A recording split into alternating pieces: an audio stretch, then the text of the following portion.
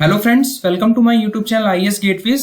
इस वीडियो में हम डिस्कस करेंगे कि जो हमारी कंक्रीट की वर्केबिलिटी है वो हम कैसे मेजर करते हैं, कौन कौन से मेथड्स हमारे पास अवेलेबल हैं और कौन कौन से मेथड्स की क्या सूटेबिलिटी है, और साथ ही साथ जो प्लेसिंग कंडीशंस के साथ डिफरेंट टेस्ट के रिजल्ट्स हैं उनकी क्या वैल्यूज हमारी होनी चाहिए।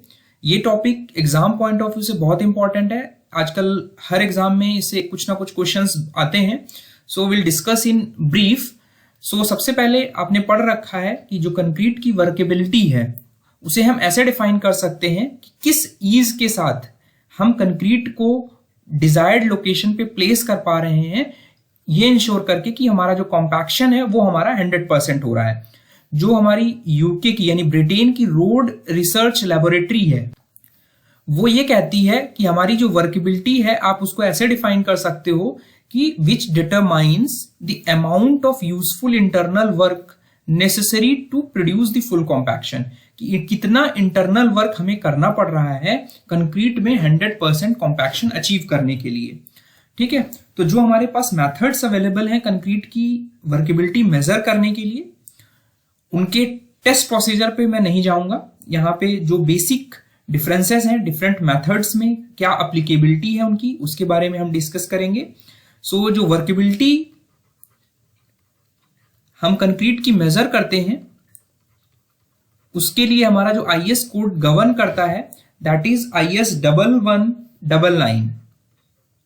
ये आप याद रखिए, आपसे पूछा जा सकता है कि जो हमारा वर्केबिलिटी के टेस्ट प्रोसीजर्स हैं मेजर करने के लिए वो आप किस IES कोड से के थ्रू मेजर करते हो। तो सबसे पहला जो हमारा कोड टेस्ट है, इसको हम फ्लो चार्ट की तरह समझ लेते हैं। सबसे पहला जो टेस्ट है दैट इज हमारा स्लंप टेस्ट, जिसमें आपने पढ़ रखा है कि जो आप वर्केबिलिटी है वो आप एक स्लंप कोन के थ्रू मेजर करते हो and it is most widely used, सबसे ज्यादा यूज किए जाने वाला ये हमारा टेस्ट है जो आप फील्ड में देखते हैं, जिससे हम कंक्रीट की वर्केबिलिटी मेजर करते हैं।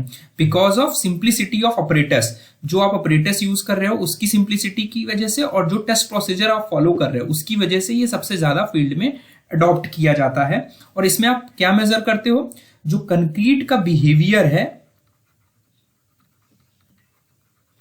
Under gravitational forces. ठीक है,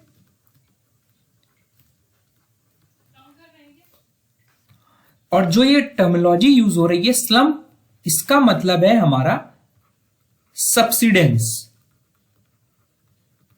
कि स्टैंडर्ड स्लंप कोन में कितना सब्सिडेंस हो रहा है कंक्रीट का, which is measured in terms of mm। ये ध्यान रखना है कि एज पर इंडियन स्टैंडर्ड प्रोविजंस जो कंक्रीट का सब्सिडेंस है स्लंप कोन टेस्ट ऑपरेटर्स में वो हम मिलीमीटर्स में मेजर करते हैं, एक्सप्रेस करते हैं। और इस टेस्ट के थ्रू हम कंक्रीट की कंसिस्टेंसी, बेसिकली वर्केबिलिटी टेस्ट में हर टेस्ट में हम सारे पैरामीटर्स, सारे एस्पेक्ट्स वर्केबिलिटी के नहीं मेजर कर सकते। हर टेस्ट में जो वर्केबिलिटी के डिफरेंट एस्पेक्ट्स हैं लाइक कंसिस्टेंसी, फ्लूइडिटी, कॉम्पैक्टिबिलिटी, हर टेस्ट में अलग अलग हम मेजर करते हैं। तो स्लंप टेस्ट बेसिकली कंक्रीट की कंसिस्टेंसी या कंक्रीट की वेटनेस, जो आपकी फ्रेश कंक्रीट है, वो हम इससे असेस करते हैं। और जो इस टेस्ट की सूटेबिलिटी है वो है कि हम इस टेस्ट को मोस्टली कहां यूज करते हैं, मीडियम टू हाई वर्केबिलिटी। अभी जो इनकी रेंजेस हैं वो हम बात करेंगे प्लेसिंग कंडीशंस के हिसाब से, कि जो मीडियम से हाई वर्केबिलिटी की जो रेंज है बेसिकली जो हम कंसीडर करते हैं 25 mm से 125 mm के बीच में। ठीक है, वहां पे हम इस टेस्ट को सबसे ज्यादा यूज कर सकते हैं विथ कंसिस्टेंट रिजल्ट्स। और जो मैक्सिमम एग्रीगेट साइज है इस टेस्ट के लिए वो हमारा 30 mm से 8 mm से कम होना चाहिए, जो भी आप कंक्रीट यूज कर रहे हो। उसके बाद जो हमारा नेक्स्ट टेस्ट है दैट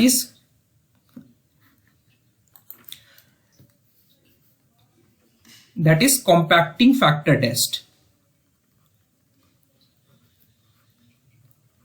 कॉम्पैक्टिंग फैक्टर टेस्ट जो है हमारा, ये मेजर करता है कि हमारा कंक्रीट, जो फ्रेश कंक्रीट है, उसका क्या बिहेवियर रहेगा under action of external forces. Behaviour of concrete under external forces. ये आप नोट कर लीजिएगा, बिकॉज मैं एग्जाम पॉइंट ऑफ व्यू के हिसाब से जो पॉइंट्स इंपॉर्टेंट है वो कवर कर रहा हूं, ठीक है। और इस टेस्ट में हम, जैसे हमने स्लम्प टेस्ट में कंक्रीट की कंसिस्टेंसी या वेटनेस मेजर की, उसी तरह कॉम्पैक्टिंग फैक्टर टेस्ट में हम कंक्रीट की कॉम्पैक्टिबिलिटी मेजर करते हैं। इसके लिए हमारा एक कॉम्पैक्टिंग फैक्टर अपरेटस है, जिसके बारे में ऑलरेडी आपने पढ़ रखा है। उसमें हम कंक्रीट की कॉम्पैक्टिबिलिटी मेजर करते हैं, जिसमें हम ये देखते हैं कि हमारा कॉम्पैक्शन कितना हो रहा है, amount of compaction achieved for given amount of work, for given amount of work, ठीक है। अभी मैं टेस्ट प्रोसीजर पे नहीं जा रहा हूं, बिकॉज आपने ऑलरेडी वो सारी चीजें पढ़ रखी हैं। तो यहां पर हमने क्या मेजर की, कंक्रीट की कॉम्पैक्टिबिलिटी। और दूसरी इंपॉर्टेंट चीज है इस टेस्ट के लिए कि ये जो टेस्ट है कॉम्पैक्टिंग फैक्टर टेस्ट, ये हमारा स्लम्प टेस्ट से ज्यादा एक्यूरेट है। कब? जब हमें कंक्रीट की जो वर्केबिलिटी मेजर करनी है, उसकी जो रेंज है वो मीडियम से लो वर्केबिलिटी रेंज में हो, ठीक है। तो अगर आपको मीडियम से लो वर्केबिलिटी कैटेगरी में कंक्रीट की वर्केबिलिटी मेजर करनी है, तो we will go for compacting factor test, because उसके जो रिजल्ट्स हैं वो हमारे ज्यादा सेंसिटिव और कंसिस्टेंट हैं, more sensitive and consistent results. और ये टेस्ट बेसिकली हम लेबोरेटरी में परफॉर्म करते हैं। It is basically a laboratory test, ठीक है। और जो कंक्रीट हमारी वेरी लो वर्केबिलिटी की कैटेगरी में आती है, वहां पर यह टेस्ट हमारा सुइटेबल नहीं है, ठीक है। ये एक इंपॉर्टेंट चीज है, ध्यान रखना है। क्यों सुइटेबल नहीं है? बिकॉज यहां पर कंक्रीट को कैनॉट बी कॉम्पैक्टेड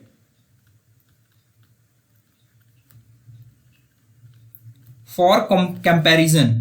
जो इस टेस्ट में हमारा टेस्ट प्रोसीजर है, उसमें जो कंक्रीट को हम एज पर स्टैंडर्ड प्रोविजंस हम कंक्रीट को कॉम्पैक्ट नहीं कर पाते, बिकॉज ऑफ तो जो वेरी लो वर्केबिलिटी कंक्रीट है, वहां पर हमारा जो कॉम्पैक्टिंग फैक्टर होगा वो 0.7 से लेस होगा, ठीक है। तो जितना ज्यादा हमारा स्लम्प होगा, उतना ज्यादा हमारा कॉम्पैक्टिंग फैक्टर होगा। ये एक रिलेशन ध्यान रखना है कि जैसे जैसे आपका कंक्रीट की कंसिस्टेंसी बढ़ रही है, वैसे वैसे आपका स्लम्प बढ़ेगा, और वैसे ही आपका कॉम्पैक्टिंग फैक्टर की जो वैल्यू है वो बढ़ेगी। अगर इसको ग्राफिकल टर्म्स में देखें, तो based on the experimental results कुछ इस तरह का हमारे पास ग्राफ बन के आता है। For given aggregate cement ratio, यहां पर कॉम्पैक्टिंग फैक्टर है, इधर हमारा 1 है। मैक्सिमम जो कॉम्पैक्टिंग फैक्टर की वैल्यू है वो 1 हो सकती है। यहां पर हमारा 0.6 है, और यहां पर हमारी जो स्लम्प की वैल्यू है वो बढ़ रही है। यहां पर मैक्सिमम हम 150 mm ले लेते हैं स्लम्प की वैल्यू। तो जैसे जैसे आप देख रहे हैं कि स्लम्प की वैल्यू वाई एक्सिस पर हमारी बढ़ रही है, वैसे वैसे हमारी जो कॉम्पैक्टिंग फैक्टर की वैल्यू है वो भी बढ़ रही है टुवर्ड्स ओरिजिन। तो ये आपको ग्राफ भी आप याद कर सकते हो। उसके बाद हमारे पास जो थर्ड मेथड है जो अवेलेबल है कंक्रीट की वर्केबिलिटी मेजर करने के लिए, that is VB consistometer test. ये बेसिकली अपरेटस का नाम है। इस टेस्ट में बेसिकली हम क्या करते हैं, ये मेजर करते हैं कि हमें कंक्रीट को रीमोल्ड करने में कितना टाइम लग रहा है, time required for remoulding the fresh concrete. ध्यान रखना है, फ्रेश कंक्रीट को रीमोल्ड करने में कितना टाइम लग रहा है ये हम मेजर करेंगे। अब रीमोल्ड करना है तो हमें किस शेप से किस शेप में करना होगा, कोनिकल फ्रस्टम शेप से सिलेंडर शेप में कन्वर्ट करने में कंक्रीट को अंडर वाइब्रेशन कितना टाइम लग रहा है, this is the time required for remoulding the fresh concrete. ठीक है, तो इसका एक अपरेटस होता है, वो भी आपने ऑलरेडी पढ़ रखा है।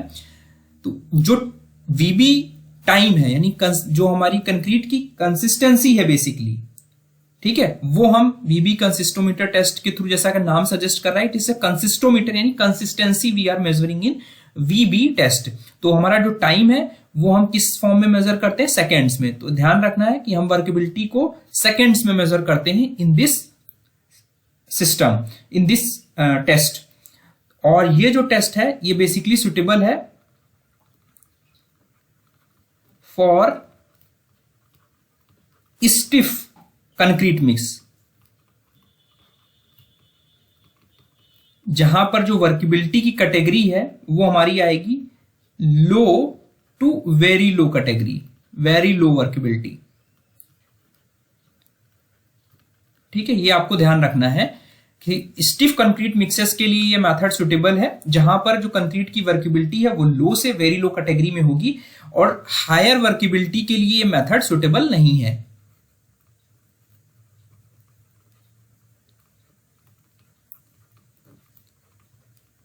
क्यों सुटेबल नहीं है? बिकॉज ज्यादा वर्केबिलिटी होगी तो हमारा रीमोल्डिंग में बहुत कम टाइम लगेगा, जो कि हम एक्यूरेटली मेजर नहीं कर पाते, बिकॉज ऑलरेडी हम सेकेंड्स में मेजरमेंट कर रहे हैं। तो हायर वर्केबिलिटी की वजह से remoulding time we can not measure. तो जनरली जो हमारी स्लंप है वो अगर 75 mm से ज्यादा है तो ये मेथड हमारा सुटेबल नहीं है, बिकॉज रिमोल्डिंग में हमारा इतना कम टाइम लगेगा कि we can not measure it accurately.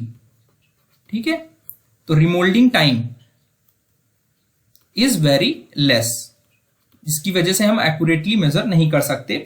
और अगर हम इसका ग्राफ देखें तो स्लंप के रेस्पेक्ट में, because we are measuring slump as a representation of consistency, तो जो वी बी टाइम है वो inversely proportional to slump value होगा, कि जैसे जैसे हमारा स्लंप वैल्यू बढ़ेगी यानी कंसिस्टेंसी बढ़ेगी, हमारा जो वी बी टाइम है वो रिड्यूस होगा। तो इसका जो ग्राफ बन के आता है एक्सपेरिमेंट कुछ इस तरह आएगा। ठीक है, इधर अगर आप स्लंप ले लेते हैं और इधर अगर आप वी बी टाइम यानी सेकेंड्स में रहेगा टाइम। ठीक है, तो ये इस तरह कुछ हमारा ग्राफ आएगा। उसके बाद हमारा एक चौथा टेस्ट है जो हम यूज करते हैं, जो फ्लो टेबल टेस्ट होता है, दैट इज फ्लो टेस्ट, जो कि हम फ्लो टेबल पर करते हैं, और it also measures the consistency of concrete. एक और टेस्ट होता है जो हमारा इंडियन स्टैंडर्ड, जिसकी बात बेसिकली नहीं करता, which is Kelly ball test. तो अगर पूछा जाए कि हमारा वर्केबिलिटी के लिए जो टेस्ट स्पेसिफाइड नहीं है इंडियन स्टैंडर्ड प्रोविजंस में, वो हमारा कैली बॉल टेस्ट है, जो कि हमारा American society of testing material method के प्रोसीजर से गवर्न है। बेसिकली सिंपली इसमें एक बॉल होती है अपरेटस में, जो कि हमारे कंक्रीट, फ्रेश कंक्रीट पर हम प्रेस करते हैं उसको, जिससे हम कंक्रीट की consistency of plastic concrete measure कर सकते हैं। ठीक है, कंसिस्टेंसी ऑफ प्लास्टिक कंक्रीट, और ये बेसिकली हमारा फील्ड में क्विक और रिलायबल मेथड है, consistency of plastic concrete, and it is a quick and reliable method, basically field method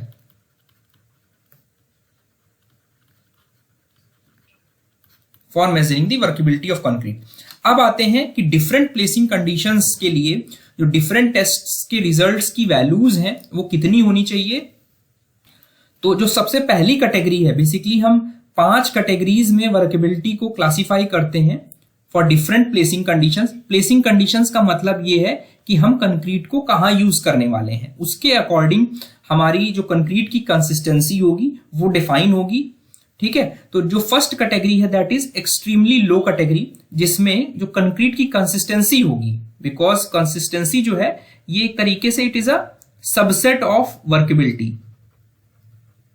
जो कि हमारी वर्केबिलिटी ऑफ कंक्रीट को इंडिकेट कर रही है। तो अगर हमारा degree of workability extremely low category में आ रही है तो उसकी कंसिस्टेंसी को हम डिफाइन करेंगे मॉइस्ट अर्थ, जिसकी जो स्लंप वैल्यू है वो 0 है। कॉम्पैक्टिंग फैक्टर हमारा 0.65 से 0.7 होगा जनरली, और जो वीबी डिग्री है, बिकॉज हमारी, जैसे मैंने आपको बताया, जैसे जैसे हमारा स्लम्प कम होता जाएगा हमारा जो रिमोल्डिंग टाइम है वो बढ़ता जाएगा।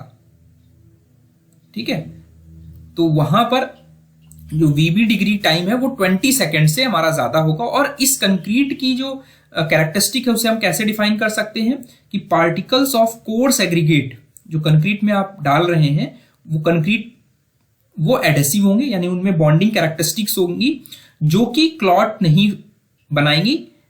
ठीक है, और हमारा बट बिकॉज ड्राई है बेसिकली कंक्रीट, तो वहां पर हमारी कंक्रीट में सिग्रीगेशन होने के चांसेस होंगे। इस तरह की कंक्रीट आप कहां यूज करते हो, जो प्री कास्ट पेविंग स्लैब्स हैं, जो पेवमेंट्स में प्री कास्ट पेविंग स्लैब्स आप यूज कर रहे हो, वहां पर ये एक्सट्रीमली लो वर्केबिलिटी की कंक्रीट हम यूज करते हैं। उसके बाद सेकेंड कैटेगरी की जो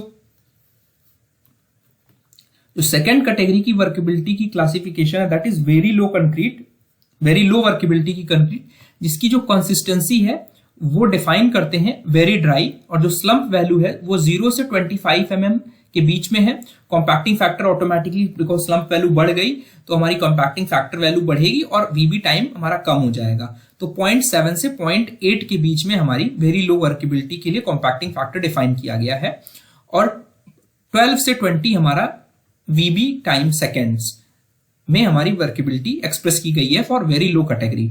और इसमें क्या होगा, जो कंक्रीट की कंसिस्टेंसी होगी very stiff porridge, porridge means दलिया, दलिया अगर बहुत स्टिफ, अगर आप उसमें मिल्क कम कर देंगे तो जो पॉरिज होगी उसकी, जब उसकी कंसिस्टेंसी वेरी स्टिफ होगी, उस कंडीशन को हम वेरी लो वर्केबिलिटी में कैटेगराइज करेंगे। और वो कैटेगरी कौन सी होगी कि जब आप उसको कहीं ऐसे ओपन में डंप करेंगे तो वो एक माउंड शेप, यानी इस तरह आप अगर उसको डंप कर रहे हैं तो it will take the shape of mound and barely tends to shake or roll itself to form an almost horizontal surface when conveyed for a long time in a wheelbarrow। और इस तरह की जो concrete है basically जो आपके mechanical vibrators, आप जब रोड कंस्ट्रक्शन करते हो, पेमेंट्स कंस्ट्रक्शन करते हो, जहां पे मशीन यूज कर रहे हो, आप मशीन वाइब्रेशन यूज कर रहे हो, वहां पे ये वेरी लो कैटेगरी की कंक्रीट यूज करते हैं हम। उसके बाद थर्ड कैटेगरी की वर्केबिलिटी है लो कैटेगरी, जिसमें जो कंक्रीट की कंसिस्टेंसी है वो ड्राई है और हमारी जो वर्केबिलिटी की जो स्लम्प वैल्यू है वो 25 से 50 mm रखी गई है और 0.8 से 0.85 हमारा कॉम्पैक्टिंग फैक्टर है और 6 से 12 सेकेंड जो है वो हमारा वीबी टाइम है। इस केस में डिफरेंस केवल ये है वेरी लो और लो के बीच में कि जो कंक्रीट की कंसिस्टेंसी होगी वे वेरी स्टिफ की जगह स्टिफ हो जाएगी, बाकी सभी प्रॉपर्टीज हमारी सेम रहेंगी। और हम इसे कहां पर यूज करेंगे, जो मास कंक्रीटिंग आप अगर कर रहे हो, लाइटली रेनफोर्स सेक्शन में कंक्रीट कर रहे हो, रोड्स बना रहे हो, रोड्स जहां पर हैंड वाइब्रेटर्स यूज कर रहे हो, नीडल वाइब्रेटर्स यूज कर रहे हो बेसिकली हैंड वाइब्रेशन से, ठीक है, तो वहां पर हमारी जो कंक्रीट की वर्केबिलिटी है वो ज्यादा होनी चाहिए, ऑब्वियस है। उसके बाद फोर्थ कैटेगरी की जो वर्केबिलिटी कैटेगराइजेशन है दैट इज मीडियम कैटेगरी, जहां पर कंक्रीट की जो कंसिस्टेंसी है वो प्लास्टिक है। ध्यान रखना है, ये एग्जाम के पॉइंट से इंपॉर्टेंट है, पूछा जा सकता है कि हमारी जो मीडियम वर्केबिलिटी की कंक्रीट होगी वहां पर कंसिस्टेंसी क्या होगी, तो हम की प्लास्टिक कंसिस्टेंसी होगी, जहां पर कंक्रीट को आप शेप कर सकते हो into ball between palms of hands and adheres to skin. ये डेफिनेशन है कि कंक्रीट को आप मोल्ड कर सकते हो, अगर आप पाम में लोगे तो it can be reshaped and वो स्किन में चिपकेगी, ठीक है। और जो स्लम्प वैल्यू है वो 50 से 100 mm है और कॉम्पैक्टिंग फैक्टर 0.85 से 0.95 है। और जो वीबी टाइम ऑब्वियस है, जैसे जैसे स्लम्प बढ़ रहा है हमारा वीबी टाइम, जो रिमोल्डिंग टाइम था वो कम होता जा रहा है।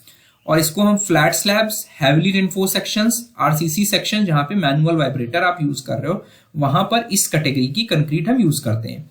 जो फिफ्थ लास्ट कैटेगरी की वर्केबिलिटी है दैट इज हाई वर्केबिलिटी, जहां पे कंक्रीट की जो कंसिस्टेंसी है वो सेमी फ्लूइडिटी यानी काफी ज्यादा है, यहाँ पर जो स्लम्प वैल्यू है 100 to 175 और जो मैक्सिमम वैल्यू है कॉम्पैक्टिंग फैक्टर की वो 1 होगी, आपको जैसे मैंने बताया, and which is in the range of 0.95 से 1 फॉर हाई वर्केबिलिटी। और जो जो वीबी टाइम होगा वो हमारा 0 से 3 सेकेंड्स होगा।